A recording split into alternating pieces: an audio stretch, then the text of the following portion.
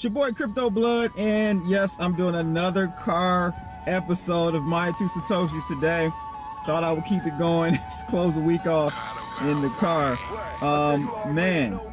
Today I'm gonna go over, kind of continue on with what's going on with this drama and with Bitfinex and Tether, and so it looks like Bitfinex has actually clapped back.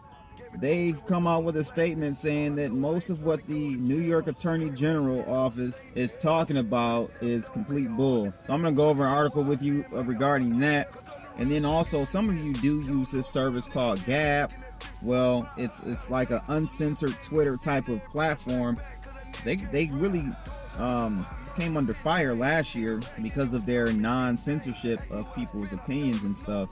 And like all their payment processors they use, they dropped them, and they, even their domain name has some issues. Some good news. I love freedom of speech, and we're going to talk about this new article. So Gab is actually forking from the Brave browser software and doing their own browser. It's going to have Tor in there. It's going to be compatible with Bitcoin payments. So that's good news, man. I'm glad to see blockchain and cryptocurrencies being used in the right way. So we'll take a look at those two articles. And one other thing I want to just comment on, I got a few comments on my video from yesterday about whether or not EOS was in trouble because of what's going on with Bitfinex and Tether. Come on, people, man. Like, seriously, are you guys in blockchain and in it because you know what's going on, or are you just in it to just buy and sell and speculate and act like you know what you're talking about? Like, it's widely understood that EOS is a open source platform. What that means is that if Block 1 got struck by the rod of God tomorrow, if Brock Pierce was struck down by lightning tomorrow, if the SEC came and shut down Block 1, EOS would continue because it's open source and it's run on thousands of nodes. Like, I don't understand why you people don't understand this, and I don't think this is going to happen. But whatever happens with Bitfinex or Tether or Block 1 has nothing to do with EOS and its blockchain. I don't understand why people don't understand that. You can't stop people from running EOS nodes. It's almost like what Hester Peirce talked about as far as, a token or currency being initially thought of as a security, but as it rolls out into the community and ecosystem, it becomes a type of token that is not a security because it's widely used. It's open source. So that's what it is with EOS. And my whole thing is, why do you guys keep picking on EOS? That's because you're scared of EOS. That's why. Like, Brock Pierce has invested in more than EOS. He's a blockchain capital company, and I want you guys to go to the website. It's called blockchain.capital. Check his website out. Go under portfolio, and you can see for yourself he has invested. He and his VC, his venture capital firm, has invested in hundreds of blockchain companies, not just EOS. Like, what the hell is your problem? He's invested in Ethereum. You don't say anything about Ethereum. He's invested in Abra. He has invested in Augur, Bancor. I mean, the list just goes on, guys. Blockstream, that's the Lightning Network company, is working on the main, one of the Lightning Network versions or nodes that's being rolled out. So why don't you guys say anything about that? Civic's another one. I mean, the list goes on. Coinbase. You guys really got to start thinking for yourselves. And I love Big Swear. Got a good heart, good intentions, but you guys got to start thinking for yourself and start using common sense. Conspiracy theories are okay, and they should get you to really start thinking, but many times conspiracy theories hinder people from really finding out the truth because they don't search any further than what they hear from a conspiracy theory. And, it's not a conspiracy fact. There's a difference. Say, I want you guys to go over there to blockchain.capital, their website. Go under portfolio. Look at all of the actual companies that Brock Pierce is invested in, and stop with the nonsense. But anyway, let's go ahead and take a look at this first article, and it's about this Tether turmoil, and there's a twist. I tweeted out last night that the plot thickens regarding Tether, regarding Bitfinex and all that. So it says here that and this is out of News BTC. I'll leave a link to this in the description of this video.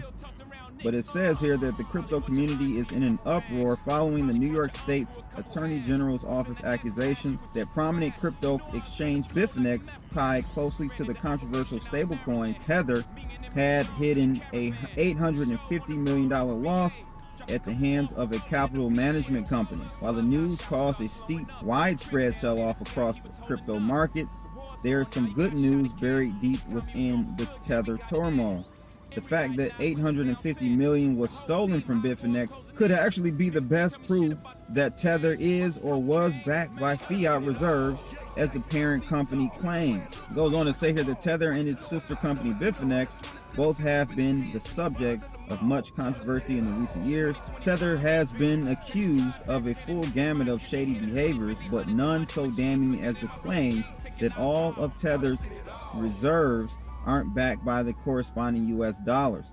Tether has also been at the center of an investigation on Bitcoin price manipulation and has had a negative reputation across the crypto industry. Regardless of the negativity and controversy surrounding the stablecoin, is widely used by traders seeking a safe haven from falling cryptocurrency prices. But last night's news saw crypto investors fleeing for the safety of other stablecoins and even Bitcoin, as the price of the leading crypto bounced as investors fled Bitfinex by cashing out their tethers for Bitcoin and then moving from that exchange en masse. Eric Voorhees says regarding this whole situation is that he says, ironically, this latest Bitfinex drama may be the one thing that disproves the Bitfinex conspiracy theory. If US dollar in that amount was seized, stolen, held by crypto capital, then the US backing that Tether did actually exist after all. So this is interesting, people. Bitfinex is accused of hiding a loss of $850 million due to their Panama-based capital management company, Crypto Capital, stealing the funds.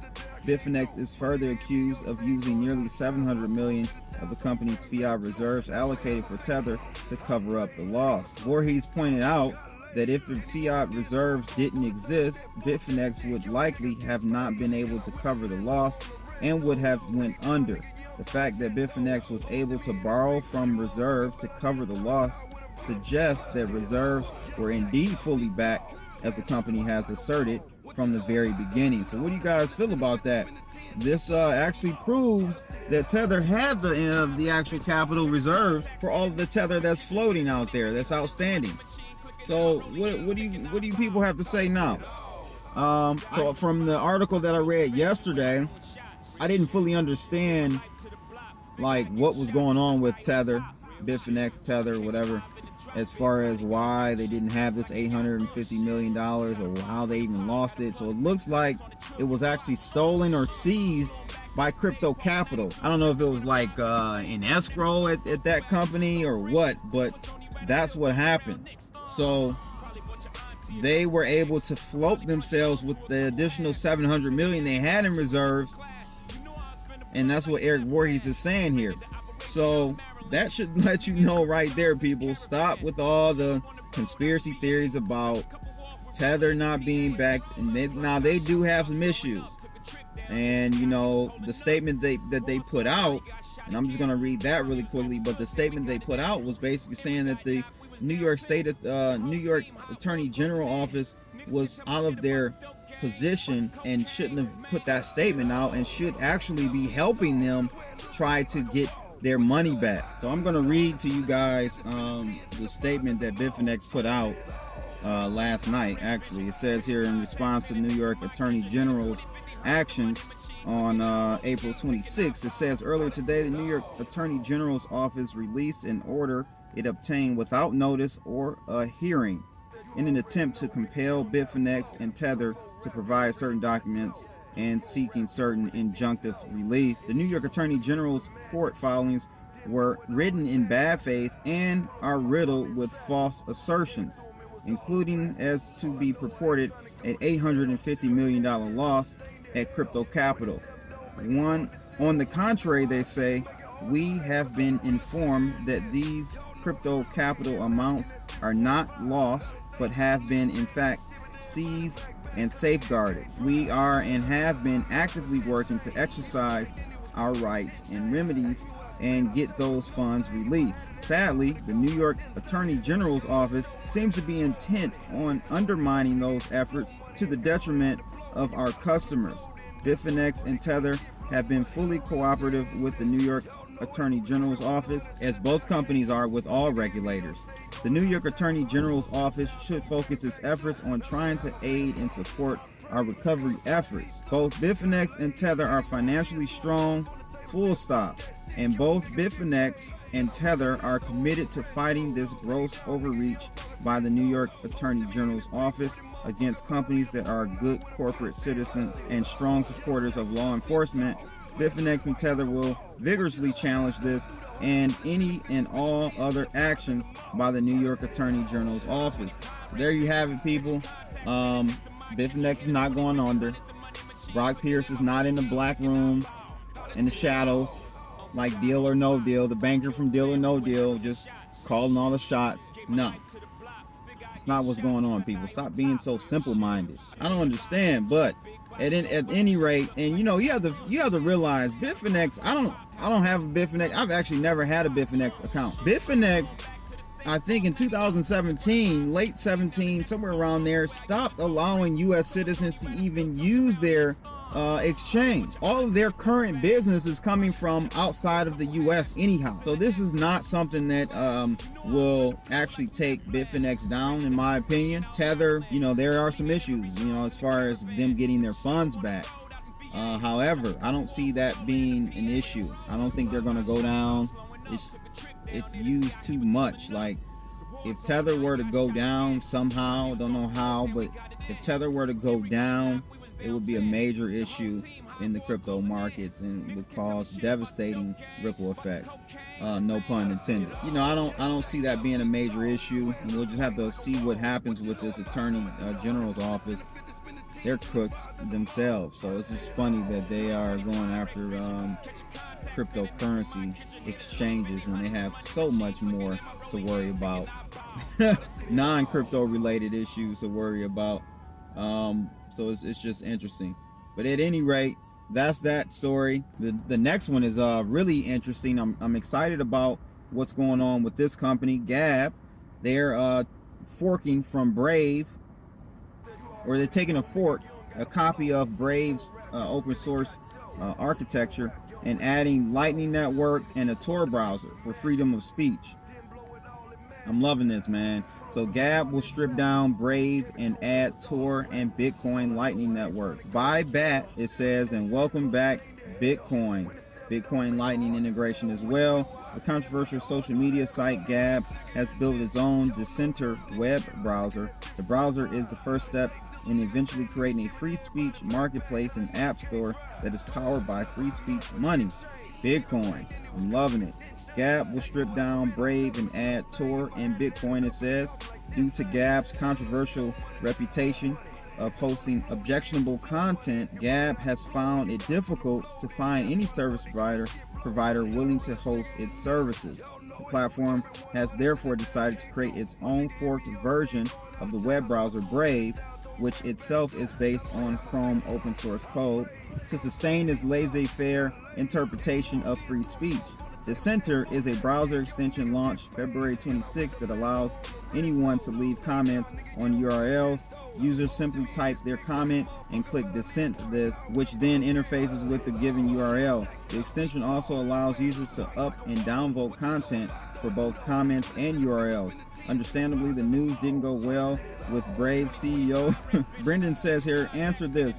What kind of parasite forks an open source browser to get an extension distributed to people who can already work around silly app store bans?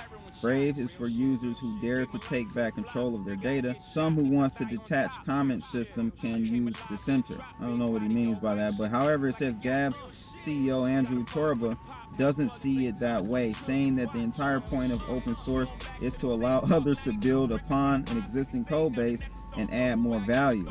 Torba also noted the realities of forks and open source projects, stating, "Open source projects are forked all the time. GitHub even shows the fork count on every repo, and the community uses it as a badge of honor. I can't imagine any legitimate reason why Brendan or anyone else would have a problem with this." I just talked about open source with you guys in regards to EOS. Once it's out there, it's out there. And as long as there is a consensus across the network of block producers to use that version of that open source, it doesn't matter if Block One or any other company disappears, the infrastructure will continue to go on. So it goes on to talk about in an interview with Decrypt Media, Torba, the CEO of Gab, reinforced his position further, stating that the Decenter browser removes unnecessary components such as the BAT token, but keeps the best parts. Specifically, the web browser will feature ad blocking and native access to Tor, surmising his overall position against keeping BAT.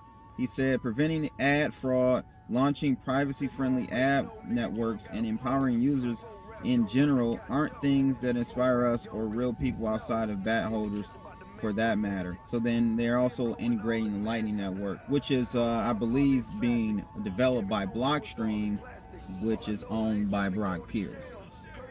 Anyway, you guys let me know your thoughts. I kind of like this. It's, you know, is the BAT token really necessary when you can just use Bitcoin, right? Or any other Litecoin or a Monero or something like that. Like, you know, and I think that you know, we have that capitalistic mind state here in Western culture to always want to capitalize off of things, and there's nothing wrong with that at all, in my opinion. But you know, many of these projects don't really need any other coin other than the widely publicly used cryptocurrencies. One thing I don't like about Brave is that you have to go through KYC to actually get your tokens. I'm not comfortable with that. I don't really like that much. But you know, you guys let me know your thoughts about this Gab fork of the Brave browser that will eliminate the BAT token and you'll just straight up use Bitcoin. I kind of like it. That's pretty much it though for today, ladies and gents. Again, thank you for tuning in, doing the old school car videos again. Make sure you guys like, share, and subscribe. I'm gonna smoke on this cigar. I'm smoking Aromacraft. Man, they've been making some very good sticks. Aromacraft, shout out to any Aromacraft smokers out there. They make some top quality sticks. That's pretty much again it for today, ladies and gents. That's my 2 Satoshis. Make sure you guys like, share, and subscribe. Click that bell if you want to support me. You guys got to stop being so simple-minded when it comes to this crypto game. Learn what you're talking about first before you come out with these conspiracy theories. I want you to develop conspiracy facts. Like, I'm not, you know, I'm all for thinking outside of the box, but develop a strong argument. That's all I gotta say for today. That's my 2 Satoshis. I'm out of here, people. Power. Boom.